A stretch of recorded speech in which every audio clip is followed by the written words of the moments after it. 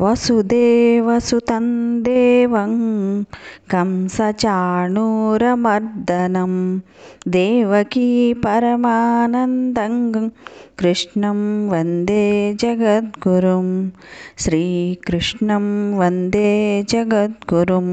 అడవిలో ఒకానొక వృక్షమే ప్రచండమగు దావాగ్నిలో ఏ విధంగా చిక్కుబడుతుందో చెప్పలేనట్లుగా జీవునికి ఒకానొక రకమైన దేహం ఏ విధంగా లభిస్తుందో చెప్పలేము.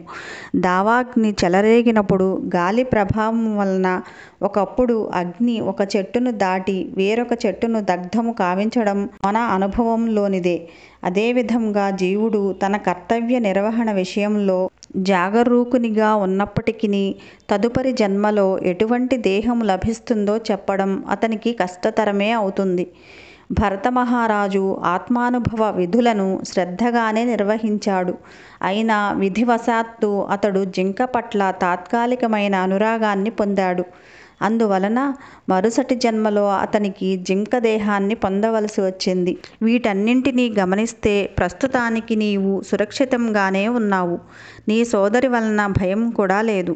ఈమెకు పుత్రులు కలిగితే వారిని నీకు సమర్పిస్తానని నేను వాగ్దానం చేస్తున్నాను. అప్పుడు నీవు తగిన చర్య తీసుకోవచ్చును అని అన్నాడు. వసుదేవుని మాట విలువ కంసునికి తెలుసు. ఆ మాట అతనికి నచ్చింది. అందువలన హేయమైన సోదరి వధను అతడు ప్రస్తుతానికి మానుకున్నాడు. తరువాత వసుదేవుడు ప్రసన్నుడై కంసుని నిర్ణయాన్ని మెచ్చుకొని తన ఇంటికి చేరుకున్నాడు. ఆ తరువాత దేవకి కాలక్రమంలో ప్రతి సంవత్సరం ఒక శిశువును ప్రసవించింది. ఆ విధంగా ఆమెకు 8 పుత్రులు, ఒక పుత్రిక కలిగారు. మొదటి పుత్రుడు జన్మించినప్పుడు వసుదేవుడు తానిచ్చిన మాట మేరకు ఆ శిశువును వెంటనే కంసుని చెంతకు తెచ్చాడు. మహోన్నతుడైన వసుదేవుడు మాటను నిలబెట్టుకోవడంలో సుప్రసిద్ధుడు. ఆ ఖ్యాతిని అతడు నిలబెట్టుకోవాలి అనుకున్నాడు. అప్పుడే పుట్టిన శిశువును అప్పగించడము అతనికి అత్యంత బాధాకరమే అయినప్పటికీ కంసుడు ఆ పిల్లవాడిని ఆనందంతో స్వీకరించాడు. కానీ అతడు వసుదేవుని నడవడితో దయార్ద్ర హృదయుడయ్యాడు.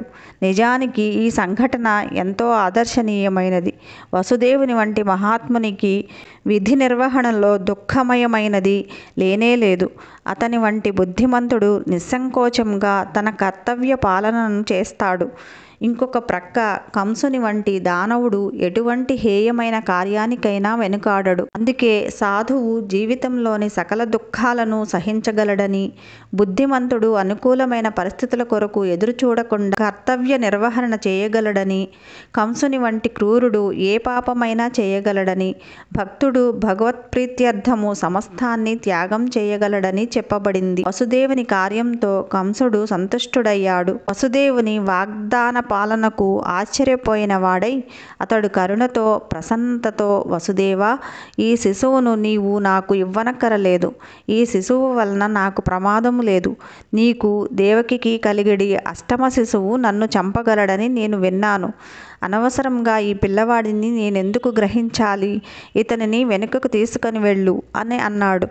తన తొలి సంతానంతో వసుదేవుడు ఇంటికి తిరిగి వస్తూ కంసుని వ్యవహారంతో ప్రసన్నుడైనప్పటికీ అతడు అదుపులేని వాడని తెలుసు కాబట్టి అతనిని నమ్మలేకపోయాడు. దానవుడు తానిచ్చిన మాట మీద స్థిరంగా ఉండలేడు. ఇంద్రియ నిగ్రహం లేనివాడు తన సంకల్పంతో స్థిరంగా ఉండలేడు. అందుకే రాజవంశీయుని గాని స్త్రీని గాని ఎన్నడూ విశ్వసించకు అని గొప్ప రాజనీతి నిపుణుడైన చాణక్యుడు అన్నాడు. అపరిమిత ఇంద్రియభోగానికి అలవాటు పడిన వారు ఎన్నడూనూ సత్యసంధులు కాలేరు. వారి మీద నమ్మకము ఉంచలేము. ఆ సమయంలో శ్రీల నారదముని కంసుని చెంతకు వచ్చాడు. వసుదేవుని పట్ల కంసునికి కనికరం కలిగి తొలి శిశువును తిరిగి ఇచ్చివేశాడని ఆ ముని విన్నాడు. శ్రీకృష్ణ అవతరణాన్ని వేగవంతం చేయాలని ఉవ్విళ్ళూరుతున్నందున అతడు నందాది గోపులు, వారి పత్నులు వంటి బృందావన వాసులు, ఇంకా వసుదేవుని పక్షాన అతని తండ్రి సోరసేనాది వృష్టివంశజులు, వారి బంధుమిత్రులు నిజానికి దేవతలేనని కంసునికి చెప్పాడు. కంసుడు అతని మిత్రులు, సలహాదారులు అందరూ అసురులే కనుక వారంతా సావధానంగా ఉండాలి. అసురులకు దేవతలంటే ఎప్పుడూ భయమే కదా. వివిధ వంశాలలో దేవతల ఆవిర్భావాన్ని గురించి నారదుడు తెలుపగానే కంసుడు ఒక్కమారుగా భీతుడయ్యాడు.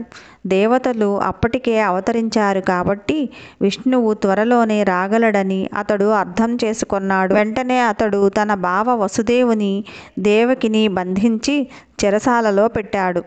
కారాగారంలో ఇనుప సంకెళ్లతో బంధింపబడిన దేవకి వసుదేవులకు ప్రతి సంవత్సరం ఒక శిశువు జన్మించాడు. వారిలో ప్రతి శిశువు విష్ణు అవతారమేనని తలచి కంసుడు ఒక్కొక్కరిగా వారిని వధించాడు. విశేషంగా అతడు అష్టమ సంతానానికి భయపడినప్పటికీ నారదుని రాక తర్వాత ఏ శిశువైనా కృష్ణుడే కావచ్చుననే నిర్ణయానికి అతడు వచ్చేశాడు. కాబట్టి దేవకీ వసుదేవులకు పుట్టిన పిల్లలందరినీ చంపడమే ఉత్తమమని అతడు భావించాడు.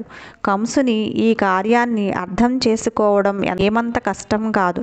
తమ ఆశయాలను తీర్చుకోవడానికి తండ్రిని, సోదరుని, సమస్త కుటుంబాన్ని, మిత్రులను, రాజవంశములోని జనులు వధించిన పెక్కు సంఘటనలు ప్రపంచ చరిత్రలో ఉన్నాయి. ఇందులో ఆశ్చర్యకరమైన విషయం ఏదీ లేదు. ఎందుకంటే అసురీ ప్రవృత్తి, అత్యాశ కలిగిన రాజవంశీయులు తమ ఘోరమైన ఆశయాల కొరకు ఎవరినైనా వధిస్తారు. నారదుని వలన కంసునికి అతని పూర్వజన్మ విషయం తెలిసింది. పూర్వజన్మలో తాను కాలనేమి అనే రాక్షసుడని, విష్ణువుచే తాను చంపబడినానని అతడు తెలుసుకున్నాడు. ఇప్పుడు భోజవంశంలో జన్మించి అతడు యదువంశానికి బద్ధశత్రువుగా అవడానికి నిశ్చయించుకున్నాడు. శ్రీకృష్ణుడు యదువంశంలోనే జన్మించనున్నాడు. కాబట్టి పూర్వజన్మలో వలనే ఇప్పుడు కూడా కృష్ణునిచే వధింపబడతానేమోనని అతడు మిక్కిలి భీతి చెందాడు. మొట్టమొదట అతడు యదు, భోజ, అంధక వంశాలలో ప్రధానుడైనట్టి తన తండ్రి ఉగ్రసేనుని చెరసాలలో పెట్టాడు. వసుదేవుని తండ్రి అయిన సూరసేనుని రాజ్యాన్ని కూడా ఆక్రమించి ఆ ప్రాంతాలన్నిటికీ తానే రాజునని అతడు ప్రకటించుకున్నాడు. శ్రీకృష్ణావతరణము అను దశమ స్కందములోని మొదటి అధ్యాయము సమాప్తము.